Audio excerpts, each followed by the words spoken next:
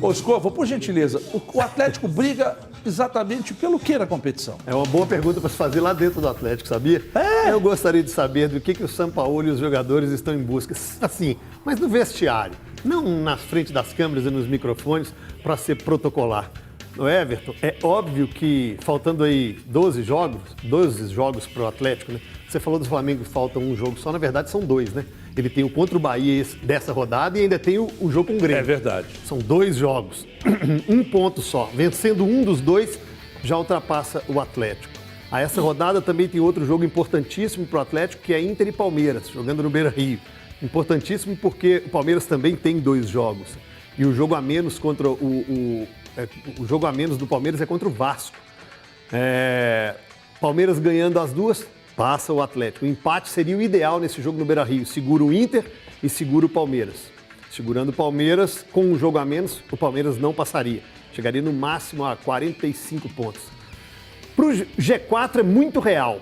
E eu cravaria hoje que pelo que o Atlético vem apresentando, pelo futebol que ele vem apresentando, por esses jogos irregulares, às vezes bons, às vezes muito ruins. Eu acho que o Atlético disputa hoje um G4, Everton, mesmo sabendo que matematicamente o título ainda é possível. São 12 jogos, 36 pontos em disputa para o Atlético. É possível buscar o título, mas a gente tem que ver que também outros times estão em ascensão, como o Flamengo e o próprio Palmeiras. Eu estou pessimista com o Atlético. Pessimista mesmo.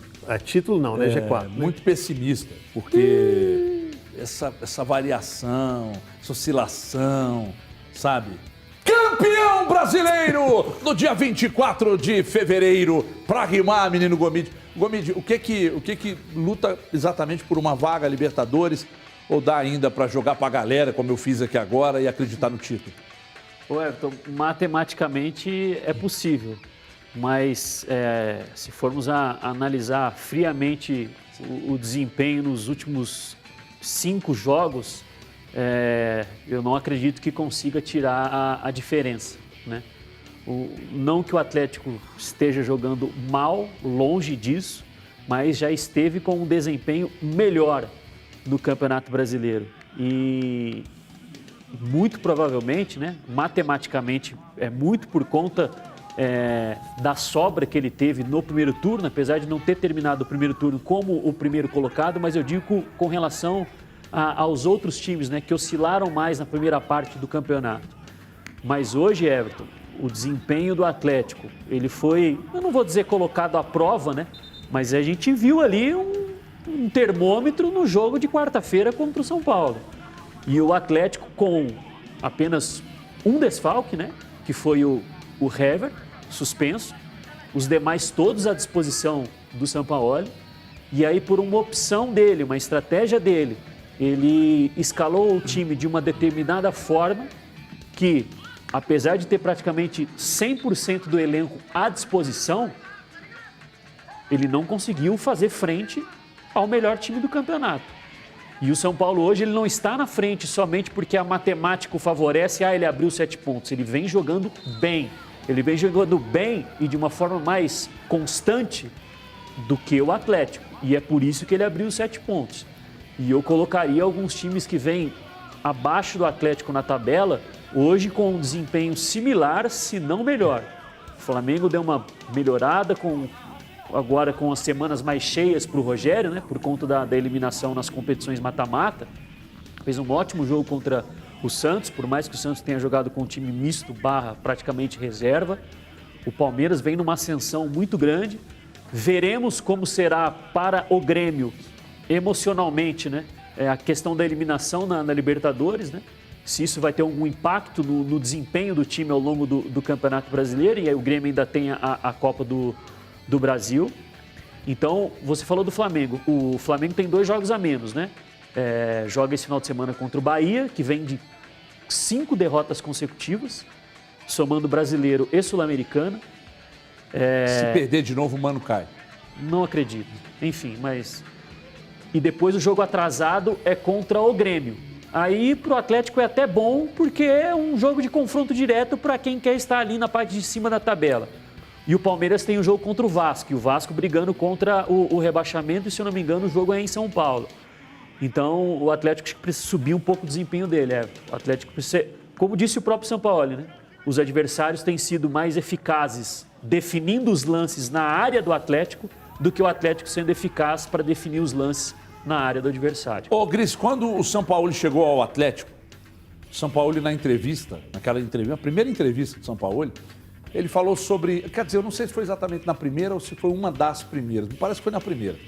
Ele falou sobre colocar a forma dele de jogar, desse time, não abrir mão dessa forma de jogar, que isso levaria tempo, mas isso é muito subjetivo. 3 meses? 6 meses? Não sei. Que isso levaria tempo, mas que ele não abriria mão.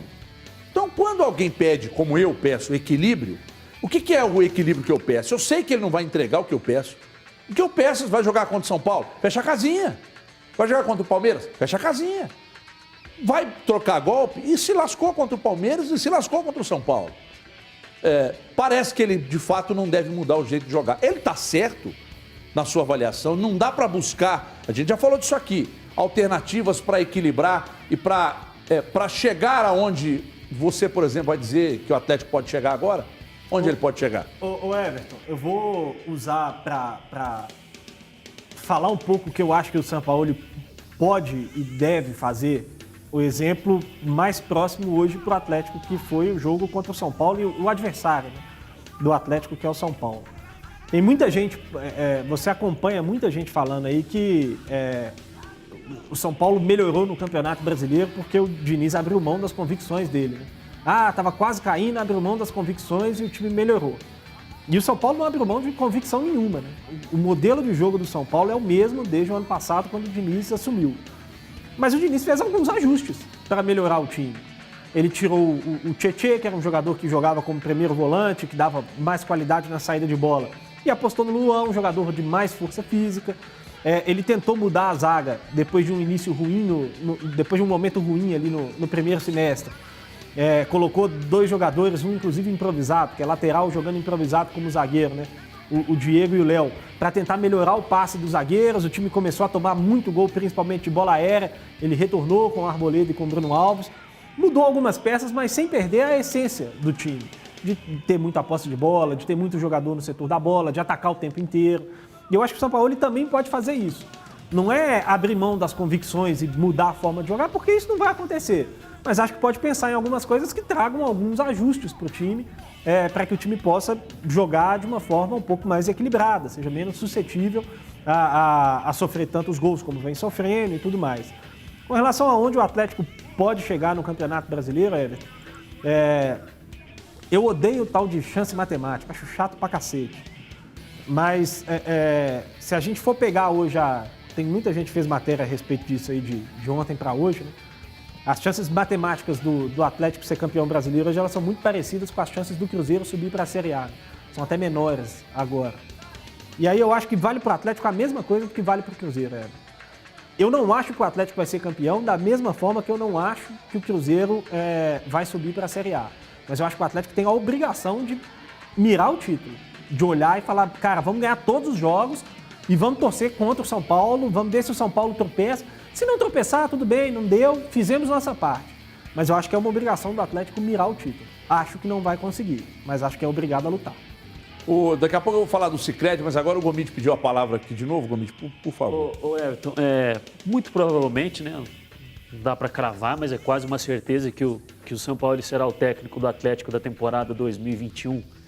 É algo que depois do jogo contra o São Paulo, por conta tanto nas mudanças na escalação, né, a entrada do Caleb, que não vinha jogando, né, a opção por 3 zagueiros, mas eu falei aqui dele mudou um pouco as funções dos jogadores, que eles estão mais habituados a fazer, né, ou a gente está mais acostumado a ver durante esse Campeonato Brasileiro. O futebol ele é feito por jogadores que são seres humanos, né, eles são atletas, mas eles são humanos, igual a gente, né? Eles têm os problemas, eles têm os defeitos, eles têm as qualidades, enfim, são seres humanos, né? Não são máquinas, né?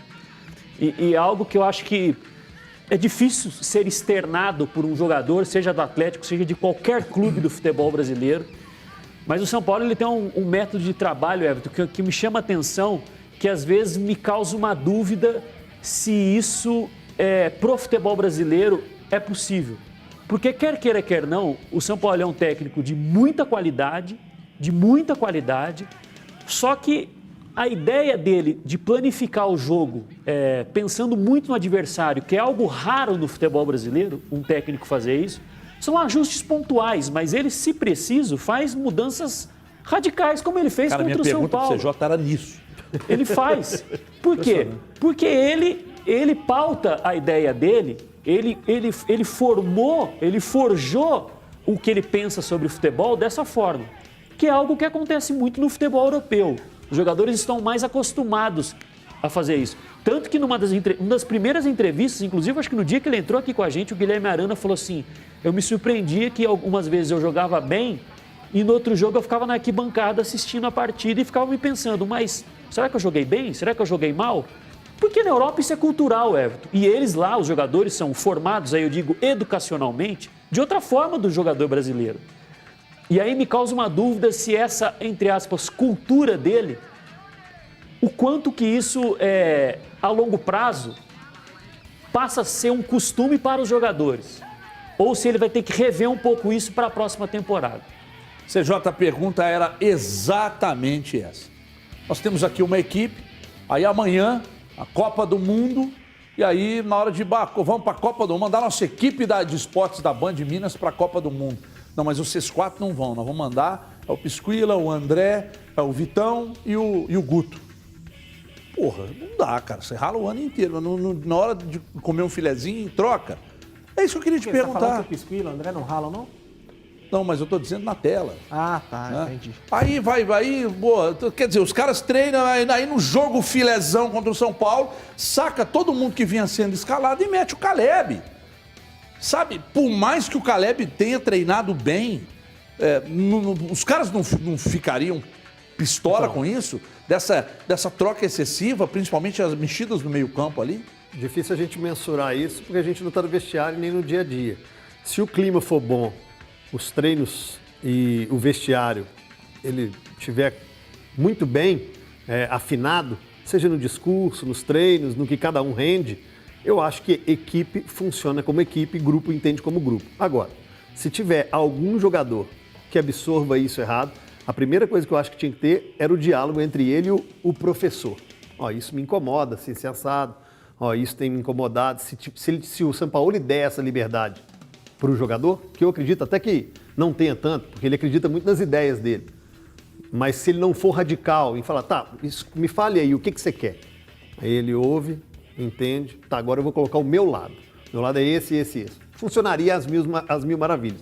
Só que a gente sabe também que às vezes não é desse jeito.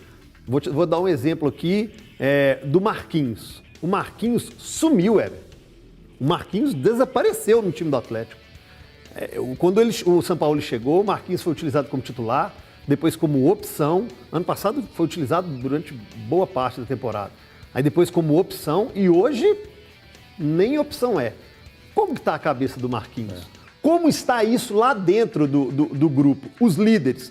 Então é difícil a gente mensurar porque a gente vai opinar com uma cabeça de fora, com uma resenha totalmente nossa, até porque individual. ele vê o Savarino jogando contra o São Paulo e fala assim, mas é pra isso aí que eu tô no banco? Pois é.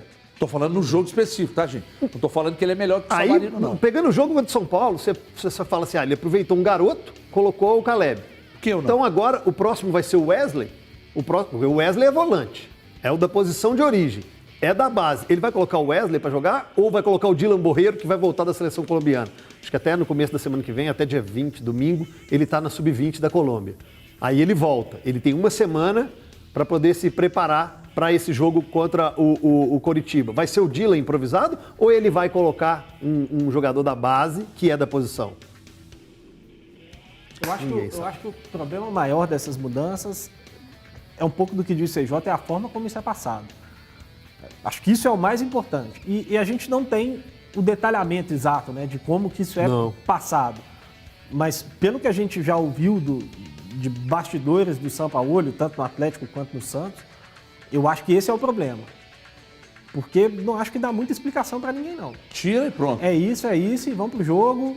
Quero isso de quem tá entrando. Quem não tá entrando, assiste. Eu tenho essa sensação, igual o CJ falou do Marquinhos.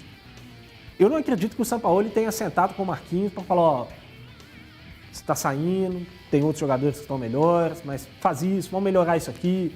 Daqui a pouco lá na frente você vai voltar. Eu acho que simplesmente. Escanteou? Eu imagino. Eu também tenho palpite. essa impressão. E eu acho que isso pode ser problemático no longo prazo.